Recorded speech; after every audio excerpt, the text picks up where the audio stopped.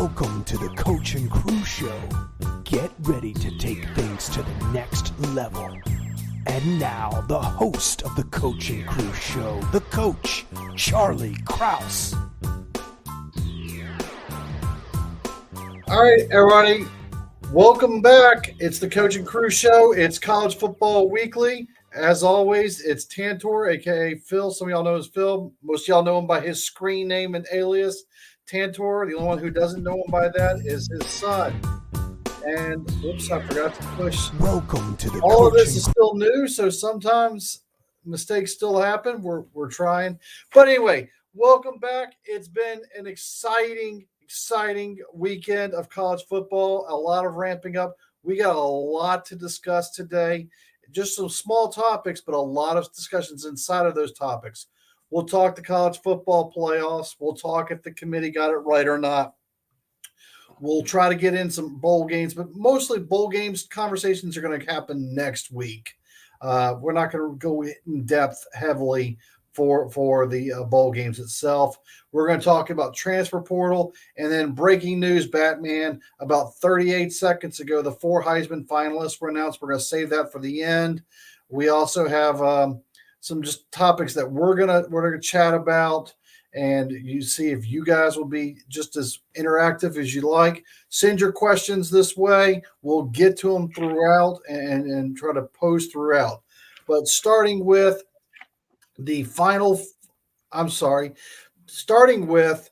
Phil and I have our rankings each week, and we're going to continue doing that. We always have done that. I put Washington first this week, and here's why. Washington has more they have a more complete schedule, okay? They've beaten more teams inside the top 25. They beat more bowl-eligible teams. They have a tougher schedule.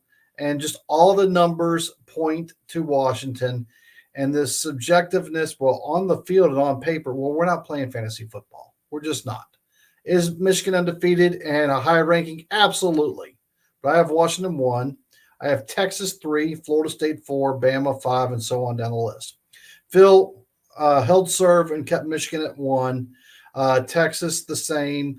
Florida State, Alabama, and Georgia. So our top 10 is pretty much identical minus number 1 for the most part.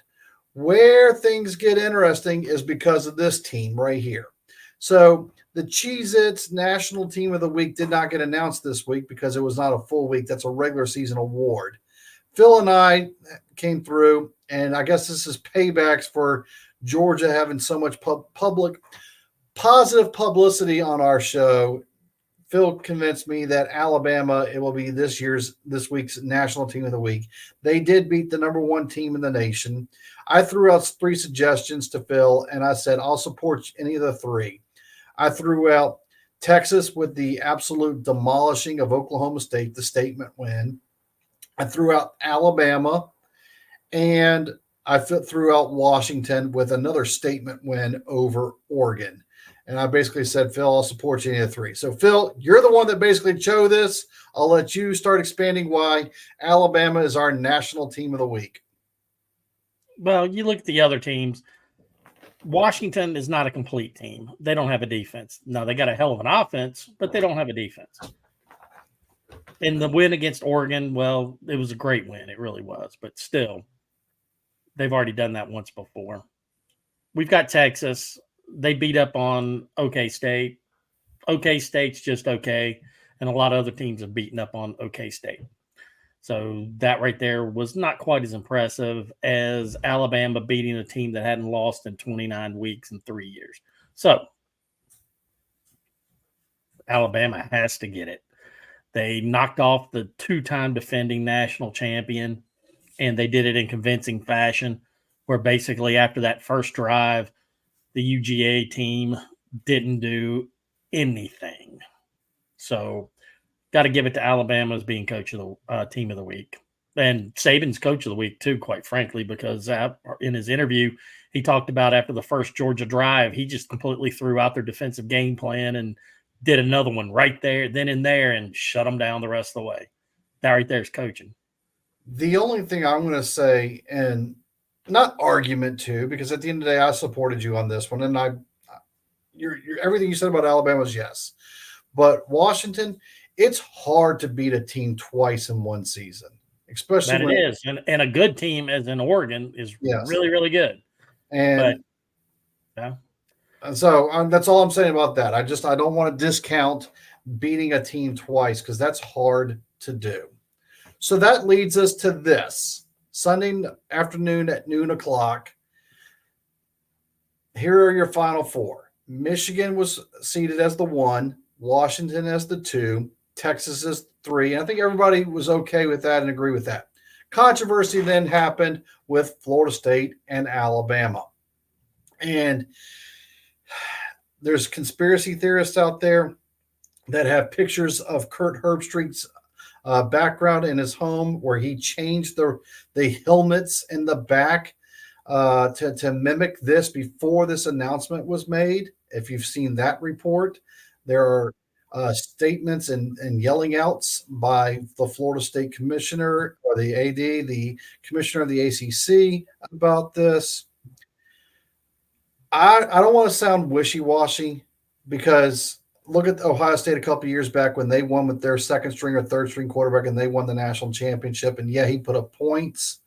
So this is a complete game. If you did see Booger McFarland, he made a lot of good points. He was passionate about his points and sort of got side distracted along the way and used words like we. And you can't use the words we when you're talking in front of a national audience and you're not part of the we conversation. But he used we in a couple of conversations. But other than that, he was more accurate than not. Here's my full takeaway. Phil, we'll let you have second go. One, a couple years ago, ACC, you were one of the few that said, whoa, ho, ho, ho, ho, Kemosabe, where's the fire? We don't want to expand 2024's the playoffs till 2024. We want to stay at 4 teams right now. And so I got pushed off 2 or 3 years because ACC, you were one of the voting members to say that. Okay. So there's that. Alabama's comparisons. They have more wins in the top 25 than any other team in the nation. They have more wins against bowl teams than any other team in the nation. So there's a lot of positives, I hate to say it, that can sell for Alabama. And there's conspiracy theorists out there that say, though, that's the SEC homers, and that's just because they want Nick Saban in the playoffs. I'm just looking at raw, hard data that cannot be argued, that unfortunately is in Alabama's favor when I'm an Auburn Tiger fan. Okay. So if I'm having to talk good about Alabama, that's saying something. Then there's Florida State, and I've got a whole side devoted to Florida State. So Florida State, I get the argument of you shouldn't drop us because one player dropped, and we'll be back to our second string quarterback. And you had a first tier level defense, and defense can pull you through games more than not. I get that as well. I think at the end of the day, they had a tough decision to make, and they just said Alabama's got a lot of things that are positive. Florida State, you're possibly without your you're definitely without your first string, possibly without your second string quarterback. This is just what's going to be in the best interest for the 4-team playoff. They're in a lose-lose situation. They either made a quick decision or a what's best of worst of all Eagles decision. And of course, we're going to hear backfire of it. The only difference is I'll be more open-minded to this one than next year. Because once you get to 12, I'm sorry, if you're team number 13, you have no argument anymore, and I just don't care. I know the whole undefeated is undefeated thing, and I get that, and I fully support it, and I embrace it. I think the committee just made a decision about saying it comes down to who's healthy and not healthy. And I think it's just as simple as that, regardless of all the other parameters and all the other first-time things that they just officially broke. Phil, that's my 90-second, 2-minute takeaway of why Alabama was pushed over. Your turn. All right. I don't see how anybody can argue Michigan, Washington, and Texas in any order that you want to put them at. All three are obviously the 3 top 3 teams in the country and have been for quite a while. All right. Alabama. They just beat the number 1 team in the number 1 conference in the country. And the only loss Alabama had is against the team right next to them in the first game of the season. Still shouldn't have lost it, but they did, and that's it. However, we got to look at Florida State. And the whole Florida State debacle is that, hell, they were undefeated. They were a great team. Watched quite a few of their games. They passed the eye test. But unfortunately, everybody in that committee had to watch that championship game that they played. And that right there, starting the true freshman quarterback, that team was unwatchable. Let's not forget. Offense. That defense was awesome. The defense has always been awesome. They're the only team that shut down LSU this season, period. Did Alabama shut down LSU? Hell no. Nobody shut them down except for Florida State. Florida State had them on lockdown. That defense is for real. And, you know, I've had some doggy fans troll me that, you know, it wouldn't make any difference because UGA is going to wipe out Florida State. Yeah, right. We'll see. That Florida State defense, if they play and they come, they'll show the doggies something because that's a real defense there. So Florida State's a real team. Unfortunately, their quarterback, the most important position on the field, ain't playing. And that game against Louisville was completely 100% unwatchable. So we all have to remember this is entertainment. The people making decisions are making entertainment decisions. And their whole point, they can give me all the bullshit about, you know, the most deserving teams, the best teams or whatever. Nope. That's not how the bowl games are decided. That's not how anything is decided. And remember, these are rankings, not standings. Rankings are individual people's decisions. And they're going to put together the best matchups they can put together that gives their TV partners that pours billions of dollars into this crap into their pockets. And that's what they did.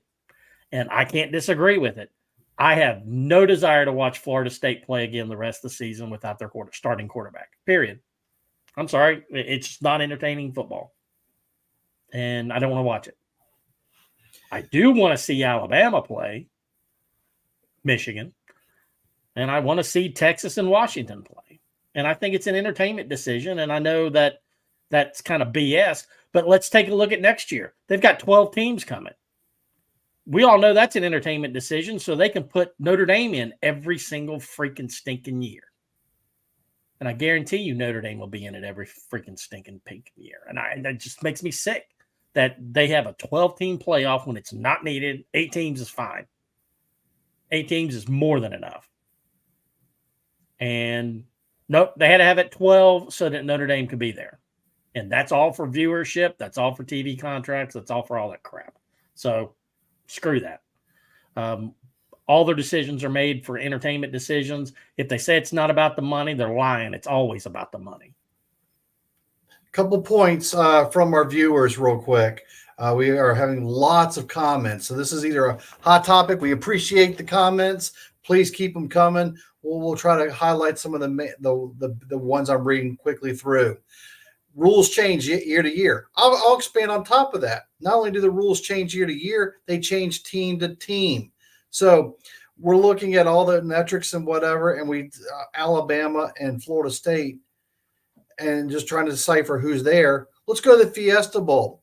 All right, I have a lot of contacts at Liberty Bibberty, but at the end of the day, you had the 133rd strength of schedule. Yes, you went undefeated, and they used the undefeated line on your behalf. But you had the 133rd strength of schedule, and you got in over SMU.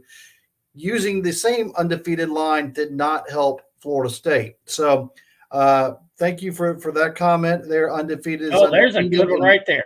And John Burns. So Tantor never enjoyed the 84 Bears. Boy, is that a long story. there's somebody named Hammer out there that may or may not be watching right now, that he and I were watching the 84 Bears in my den, beating the hell out of each other, rolling around, throwing punches. And that's where the Tantor curse came up at after the Bears defeated the Redskins. And I wished ill on Hammer, and he went out and he wrecked a sled and broke his nose and his whole face. And there's the Tantor curse right there in a nutshell. I hate the 84 Bears. I hate all Bears. Hammer. The real question is, Phil, who were you imitating when they did the Super Bowl shuffle? I wasn't imitating any of that crap. And wasn't it the 86 Bears? That was 84 Bears. It was 84? Okay. No worries. Yeah, and the 85 Super Bowl. 85 Super Bowl. That's what it was, 85 Super Bowl. Also, in comments of ratings. That's still Hammer. You know, we don't acknowledge his, victory, him wearing his Walter Payton jersey and all that other crap. Well, it's better than the Wilbert Montgomery jersey that somebody else used to wear. Yeah, that was a Seahawks fan. Anyway, none of that makes any sense, but neither does that guy either. Another comment. Michigan did not attempt one pass in the entire fourth quarter against their win versus Penn State. It's more than just the ratings. So here's another factor that I believe in, that I will always have a hard time not being sold otherwise. Media loves teams in the North and the Northeast. They love sports in the North and the Northeast. That's why the SEC is always frowned upon by the major media outlets. It's why they always give the prep and the props to Ohio State and Michigan. And if there was any type of resemblance of a college atmosphere in the Northeast, New York, Boston area, I'm sure they would get tons of love as well. But as far as that goes, that's why they get it. And then the SEC then was initiated and said, you know what, we're tired of this. We're going to create our own network. Yes, it's a sub-particle of ESPN, but that's about the only time you really get true attention is from the SEC network, because it's sure not from ESPN or any other. That's my take on that. Well, I've already had my rant with me and you yesterday about Penn State. That's another reason not to have a 12-team playoff, because this year Penn State would be in it. Penn State sucks, period. End of story. We were going to get to just a quick takeaway of the Bowls matchup, and the one I'm drooling the most over in my FanDuel account is Ole Miss and Penn State. I don't know what the line is for that yet, but I'm already going hotty toddy gosh almighty on that one big time. I already know how I feel towards that one. And Harbaugh with Michigan, he's going to do whatever it takes to win. And if he has to run 75 times to win, he'll do it. He don't care. And I think that was one of those suspended games. So they just got him off. Hey, get your win, get off the field, and let's go home. I bet you that was all it was. Absolutely. And then he had his glass of milk waiting for him once he got back to the team bus and team meeting room. So. And the argument is so did Florida State. And I think Phil is more right than wrong, but at the same extent, there is a narrative there because J.J. McCarthy is still on roster for Michigan. They want to talk about Michigan because they also want to bash Harbaugh and his cheating ways, because he is such a horrible person, because people were watching signals. Yep. That's it. And that Florida State does have a case. I like Florida State. I kept them in the rankings the entire, and I don't think they should have been penalized, but I realize this is a business. And if I'm running the business and I've got to choose 4 representatives of my business, the best 4 representatives to represent my business to make me the most money, which is what counts, then Florida State's not one of them. And sorry. I have to talk about this in front of my class. I cannot believe I've been talking about this in front of my class the past couple of weeks.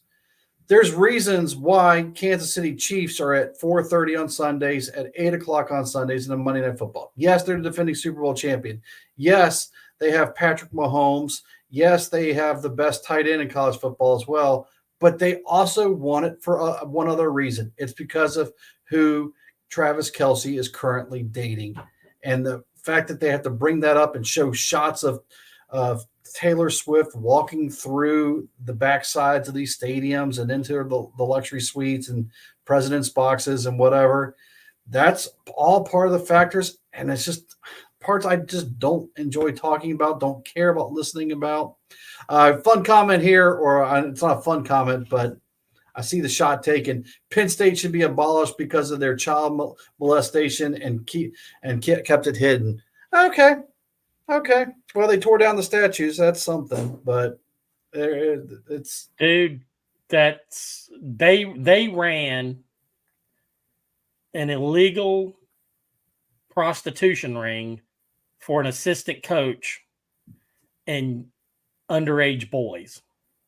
There are so many things wrong with that we just can't list them all. And their head coach knew, and everybody in the administration knew.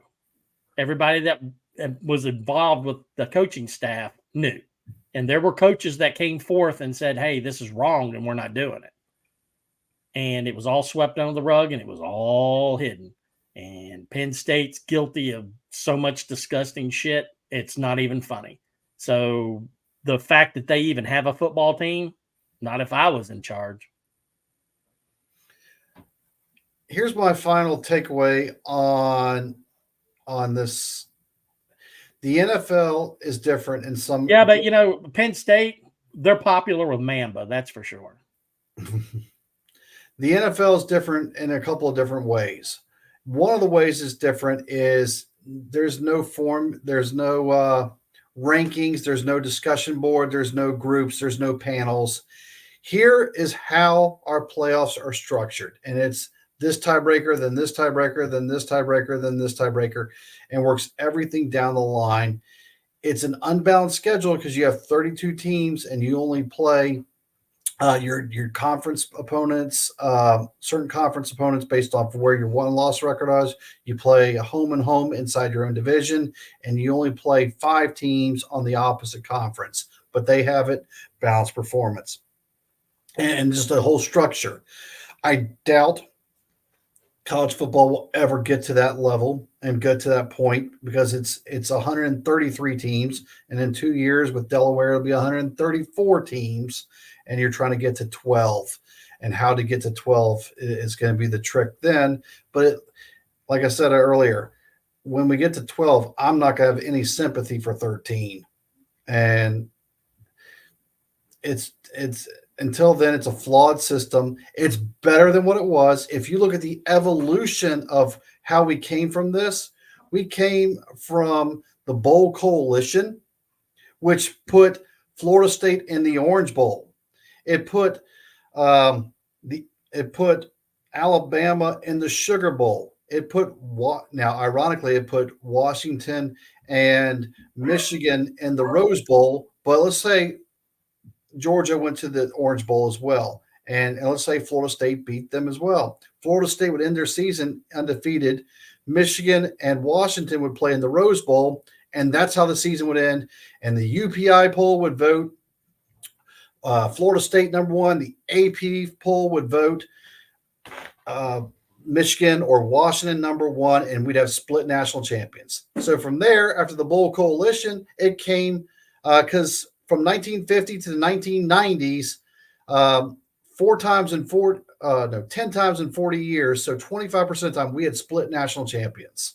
Okay, so then we came to the BCS, and it came to a formula. Well, those that live in the lower part of Alabama or scream orange and blue know what happened in 2003. 3 teams undefeated. 2 teams started the preseason 1 and 2 in the net, or 1 and 3 in the rankings. Oklahoma started 3. USC started the season at 1. Congratulations, you went undefeated. Auburn started unranked and never got higher than number 3. Got defaulted to the Sugar Bowl and never even got an opportunity. So at Florida State, I feel your pain. I'm still bitter about 2003. I still know in my heart of hearts that Auburn would have won. that game, having USC versus Auburn play that game. We had 5 first-rounders taken that year. We were loaded, but we never had that opportunity. Yeah, but you weren't cheating like USC was during those periods. Nope, we weren't. And so it involves they were handing out some big time cash, dude. Yeah, they were. So it evolves to the bowls, and this is where we are now at the playoffs. The past 14 years, I believe it was. And now starting next year, it finally expands up to 12. I'm actually at peace with that. I'm just glad it's greater than not being completely against 12, 8. And I think 4 slots. Well, there's no Power 5 anymore next year, so we'll just call it the Power 4. So the top 6 conference champions get an automatic entry.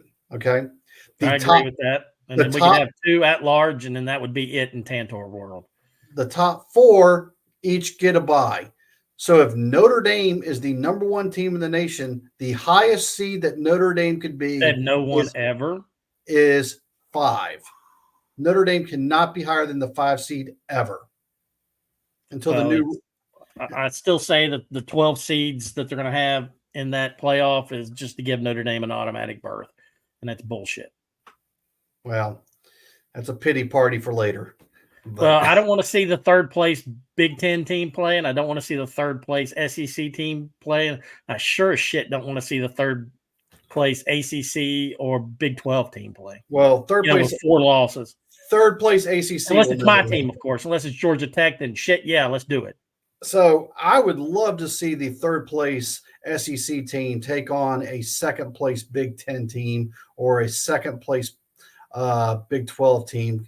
Now they would have to play a 1st place team. Well, if that's fine, they'll beat them as well. So I don't know about that. But okay.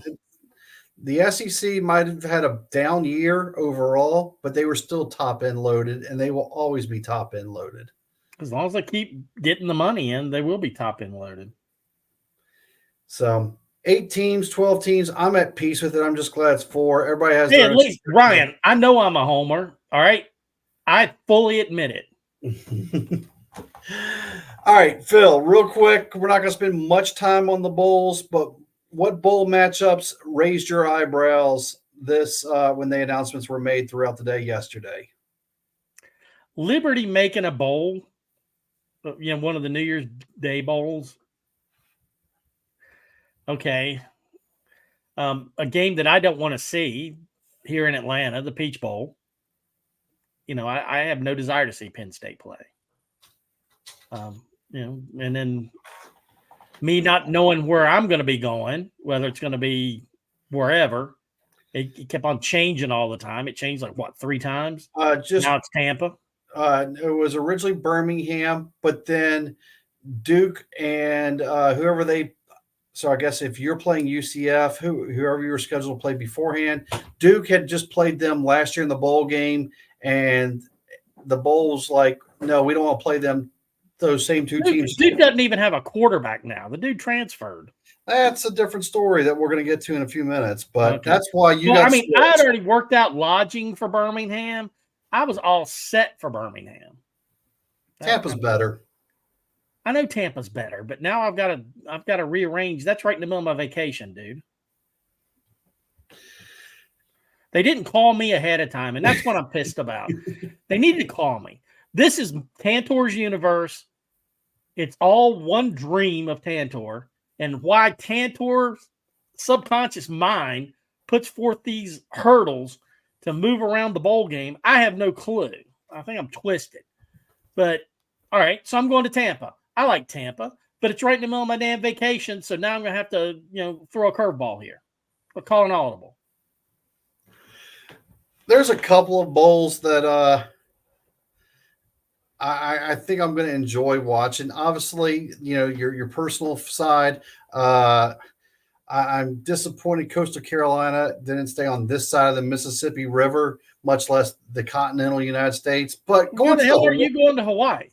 The Hawaii Bowl is awesome. I'm happy for them. I'm sad I can't make it. It takes place about an hour before Christmas. Playing a team you've never played before in San Jose State. That's even better. Christmas in Hawaii. the pretty cool opportunities there. I understand the justification of why the Music City Het Bowl jumped Kentucky in favor of Auburn, because earlier this season, Auburn sold out Vanderbilt Stadium. And so now that they're going to put them in the Music City Bowl inside of we'll get to that comment in a minute, John. It's all about, selling tickets, and Kentucky, obviously, they don't feel you're going to travel as well as Auburn. So Auburn gets Maryland for the first time since '83, when Lionel James and Bo Jackson and Tommy Agee just destroyed them. And yes, I can almost see, that's a good place to go. Nashville's a fun city. I mean, we went there for SummerSlam, so Nashville, Tampa, those are destination ones. Yep. You were crapping on Notre Dame. I like the matchup, Oregon State versus Notre Dame, but it's in El Paso. I don't know if El Paso is a destination city. Or it's out in the middle of nowhere. So there's some few good games. Next week, please make sure you're joining us next week as well, because we're going to go more in depth to a lot of the bowl games and do our bowl game breakouts, because bowl games start a week from Saturday. So we'll do the first half of bowl games on coming up next week. All right, we got a couple other topics we want to get to that are going to really, we see different perspectives of.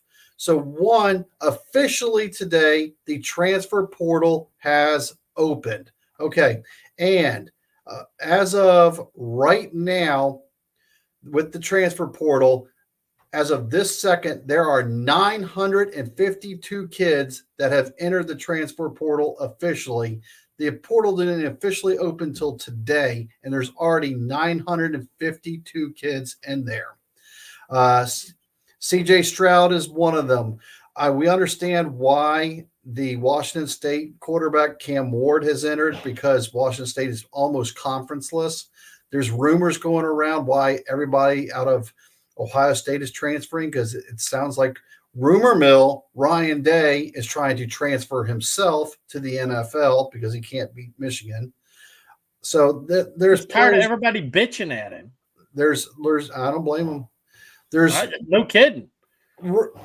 Anyway, before we get into the transfer portal theories, I do want to share my perspectives of this. Russell Wilson, I think, made this famous, and since then, every other person was like, hey, what a great idea. So here's the dumbest of all dumb rules, in my opinion, of all the NCAA-ness is this, okay? So everything we said about Florida State, everything we said about Liberty, everything we said about Alabama, and all the shade we threw all the different directions, in my opinion, this is the dumbest one. If you want to continue playing, you have to go get your master's degree. No problem there. But you can't do it at your own school. You have to transfer to a different school that doesn't offer the same master's that you're trying to get at your current school. So, Dylan Gabriel, Will Howard, Will Rogers, Grayson McCall, and then a 1AA guy from New Hampshire. All of them are graduating seniors. Instead of testing NFL waters, they're going to go play a fifth and final year, but they're going to go get their master's, and they have to get a master's in a degree program not offered at their current school. And there's others that are at it, but this is the current rankings as of today, one day into the transfer portal. We're already basically just a hamburger and a Happy Meal shy of 1,000 people entering the portal. I've got my opinions on the portal itself, but it's the dumbest rule ever. And Russell Wilson made it famous because he graduated from NC State and then got the bonus year in Wisconsin. And now everybody else is like, hey, I can do that same path and extend my college career. And with NIL money, I'm dumb not to.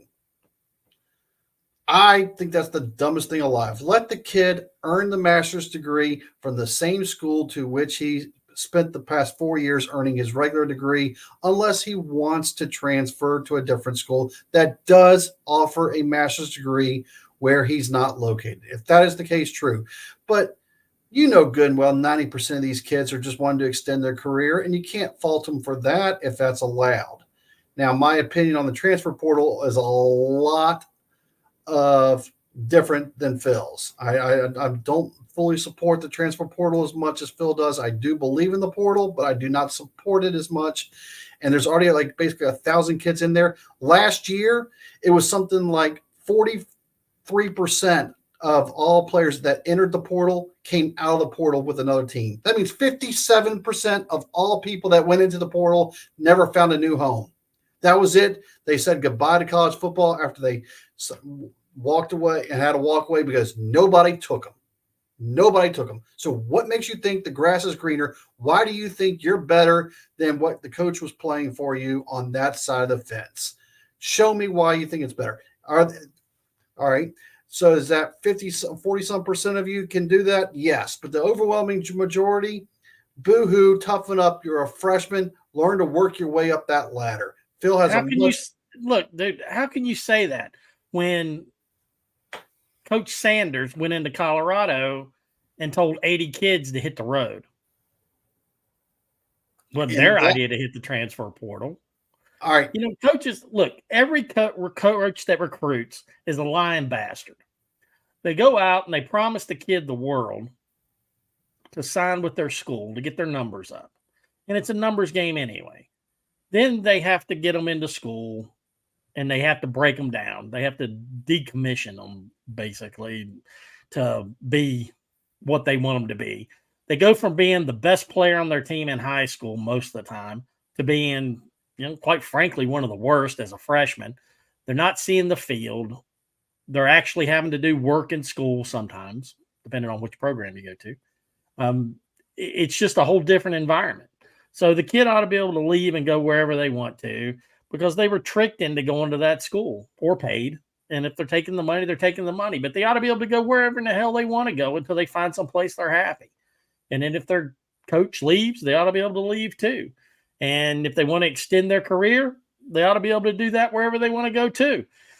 If I'm working at McDonald's slinging fries and I get sick as shit at making Big Macs and fries, I ought to be able to go to Wendy's and sling fries and make singles with cheese over there if I want to. And if I get tired of freaking hamburgers, I ought to be able to go to Chick-fil-A or Zaxby's and make chicken whenever I want to. Come on, dude. Capitalism. It's a free country. You should be able to go do what you want, when you want, where you want. And if they don't like you, then you can't do it there. But still, it's not like the old days where you can chain somebody to a building and force them to play football for some place that the kid's not happy and doesn't want to be there. And if he doesn't want to be there, he doesn't want to be there. I'm going to use your own words against you. So one, all right, I in some cases, I do fully support the transfer portal, like your Dion situation or coaching change situations. I support that. But two, you can't play the old day cards and you got tricked or whatever. In this day and age, with this much technology, this much resources, college on-campus visits, the whole 9 yards, hearing stories of previous past, talking to players, it's your fault if you signed the line to which was dotted and then you didn't earn your way. So it's a 4-year prison sentence because you signed a piece of paper? Come on, dude. Ironically, out of the two of us, it's not. You can't. A kid's 18 years old and they sign a piece of paper and you're going to force them. It's not the fucking military, dude. I mean, they're not out there forced for 4 years at a school that they have no freaking desire to be at. Why keep them there? Why force them to be there? And I don't even hate, I mean, Georgia Tech, we're the freaking minor league for Ole Miss. They come in every season and pay our starters more money to play over there. And Alabama does the same thing. You know, they took Jahmyr Gibbs from us. I don't even hate the kids for doing it. If somebody comes in and offers you more money, congratulations, take the money and go with it. You only live once. Take the money, kid. Go do it. I know I'm going to lose this argument 10 out of 10 times. I'm okay with that. It doesn't change how I believe. I would just like to see it toned down, definitely. So the kid, holy cow, he is now a converted wide receiver. Joey Gatewood. Let's see here. In 4 years, he went from not being a quarterback at Auburn to not being a quarterback at a 1AA school, to not being a quarterback at Kentucky, to being a wide receiver for Louisville. Four colleges in 4 years. Well, some of them's got 5. I watched a basketball game where the kid's been to 6 schools in 5 years. I didn't know that was possible. But they're doing it. And the kid's getting paid wherever he goes. And he's finally went from D3. He's made it to D1. Good for him. So he's just going to have to contribute a whole lot for alumni. I just don't know how that counts, though. Phil and I, we see eye to eye on more things than we realize, and we hate it when we see eye to eye on each other on something, because that makes us nervous of what's going to really happen, because we don't like agreeing with one another on these topics, and it's scary when we do actually agree. Phil, you wanted to what was the other thing we did not agree on that you wanted to get in? Oh, okay. If you are Marvin Harrison Jr. or Brock Bowers, oh yes, do you go play in the bowl games? A bowl game's nothing but an exhibition game, and you're not in the playoffs. Do you go play in that game? Phil, you started it. You go first. I say hell no. I don't even finish class. I don't even take my damn exam at Georgia. If I'm Brock Bowers, I've already walked off campus with my agent, and I'm out in Arizona at a performance center getting my 40 time better, working on my hands and route running, working with a quarterback coach to teach me how to make my cuts better, because I want to be a top 5 draft choice in the NFL. Going to college is supposed to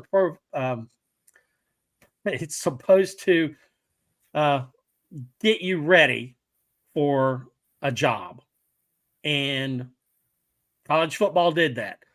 Their job and their profession is the NFL. So their team's not playing for anything, because going to a bowl game really and truly is not playing for anything. So NFL, here I come. I'm not risking a damn injury like we've seen some guys drop off and lose tens of millions of dollars getting injured in a useless bowl game. Not me, Jack. I'm going to, if it's my kid, I'm telling my kid, no. Don't, you're done. Cash out school. You can get a degree from, I don't know, Capella Online or whatever. And let's go to the NFL and let's make tens of millions of dollars. Hopefully your second contract gets you hundreds of millions of dollars. So Marvin Harrison Jr. and Brock Bowers, neither one of them should play. Hell no.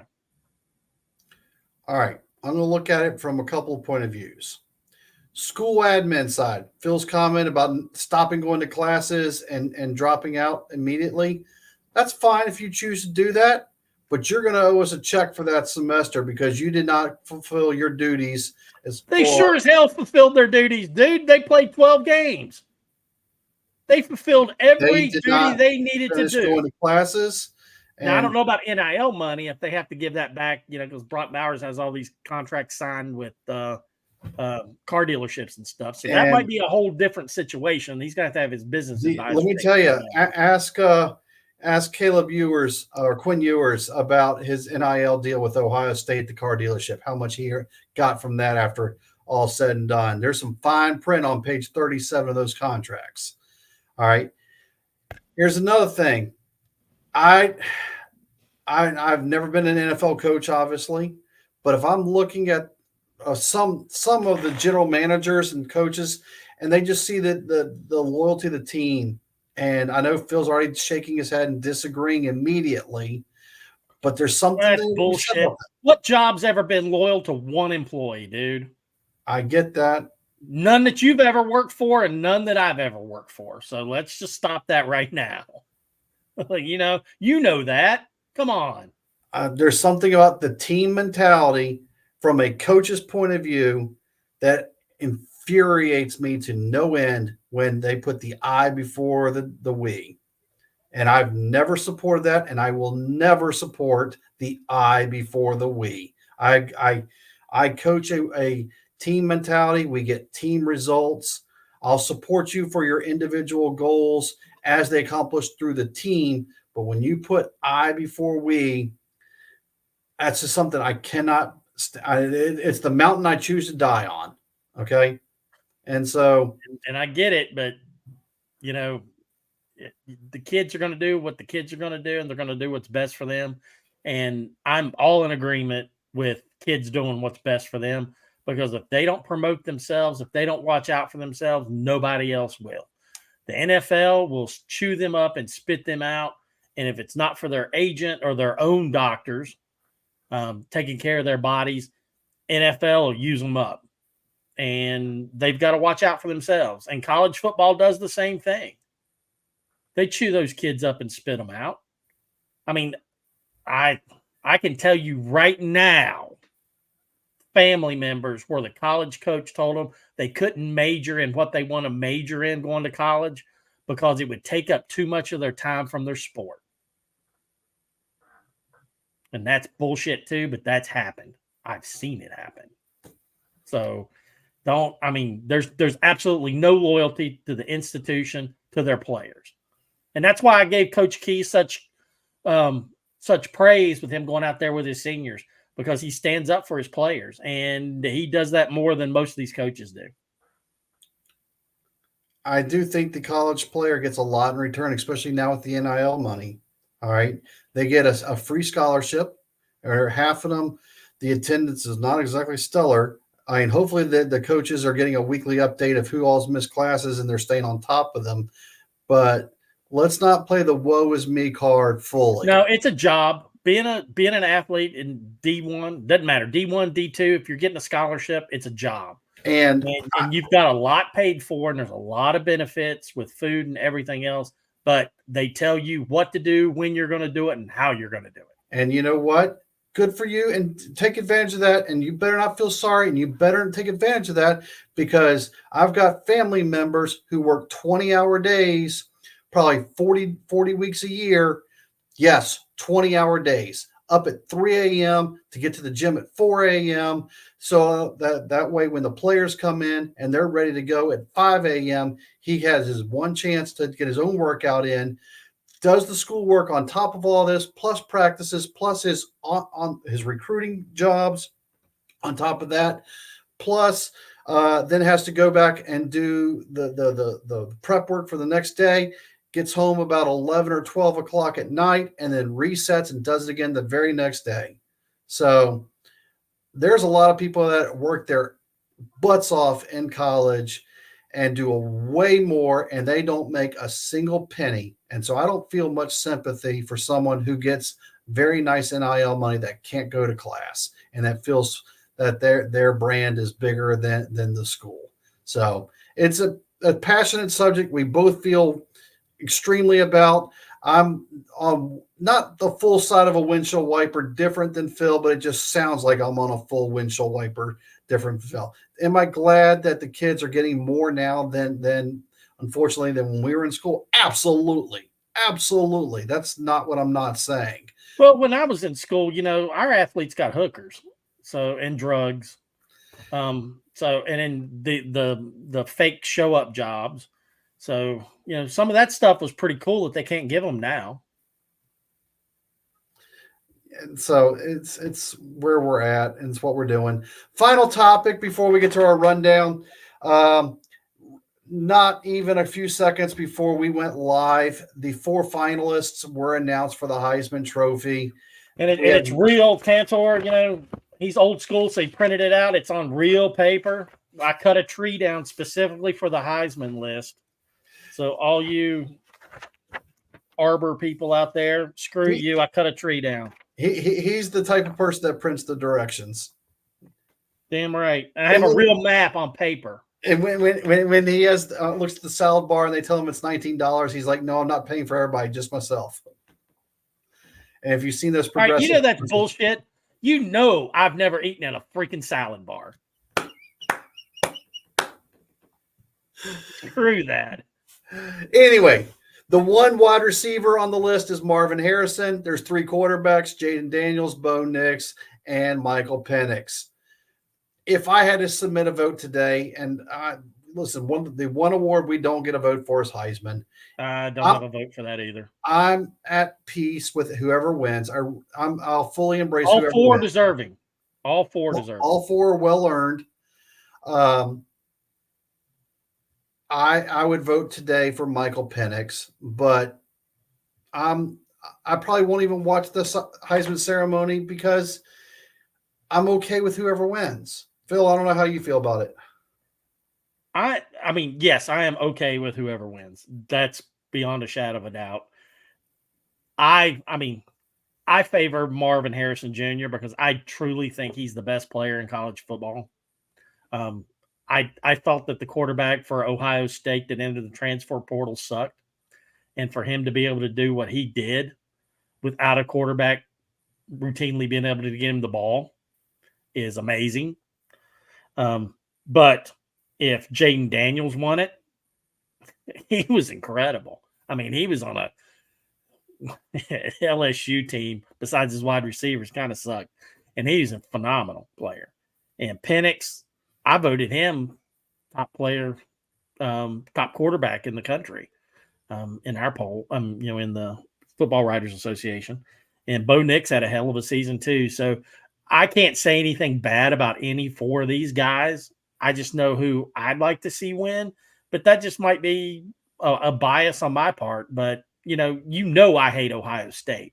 So having one of their players win it would really suck. But I think Marvin Harrison was just incredible. All four of these guys had incredible seasons. Rec Talk made a comment. The Heisman is a QB on the best team award. I don't care. You know what? You're about 90% right. You're about 90% right. And that's what it's evolved to. That's a shame. That's where it's evolved to.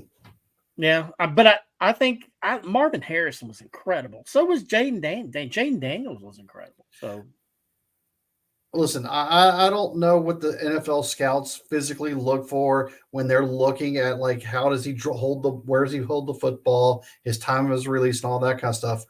I just know what I see on the field. I know what numbers are, and I know playmaker equals results.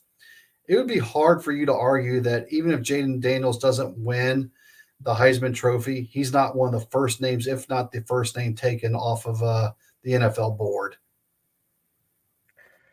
There's a lot of quarterbacks available that's going to the NFL that are good.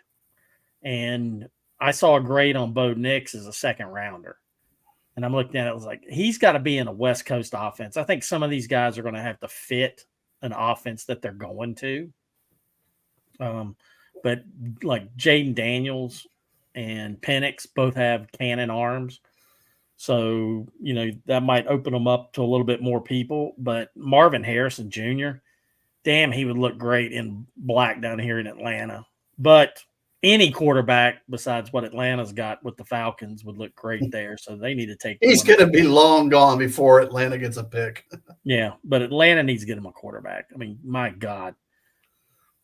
Watching, I think Florida State is probably a better roster than the Atlanta Falcons right now. Real quick, fun fact of the day, talking NFL for you folks. The number one scoring defense over the past 4 weeks is the New England Patriots. The number one scoring defense in the NFL is the New England Patriots. They've allowed something like 24 less points than the number 2 team. Okay, there's that stat for you. They are 0-4. Teams with the scoring defense over the past 4 weeks that are ranked 2, 3, 4, and 5. The next 4 teams have a combined 2 losses.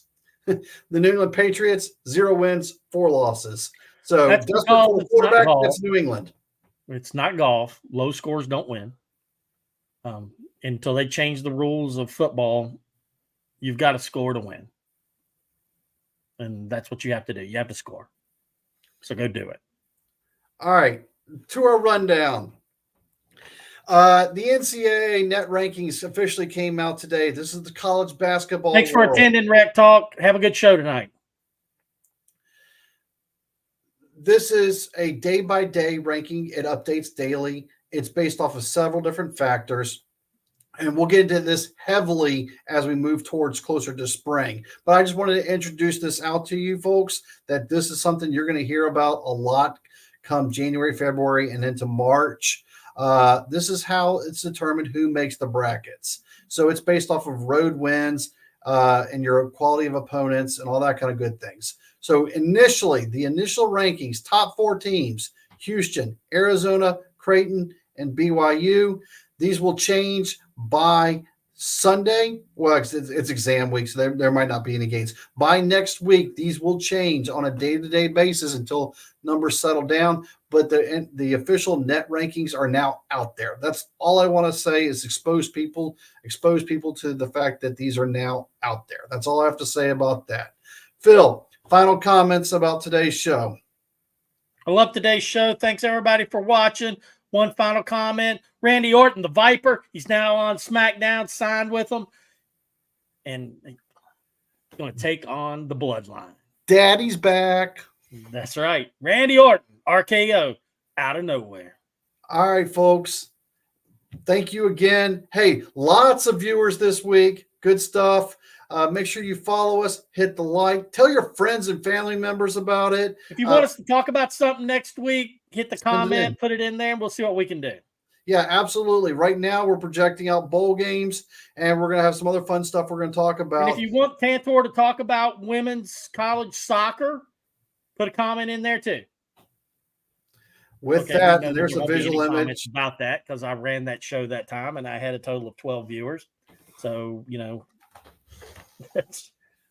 and let's be clear, there's a difference between Phil playing women's soccer and commenting about women's soccer. Two totally different subjects.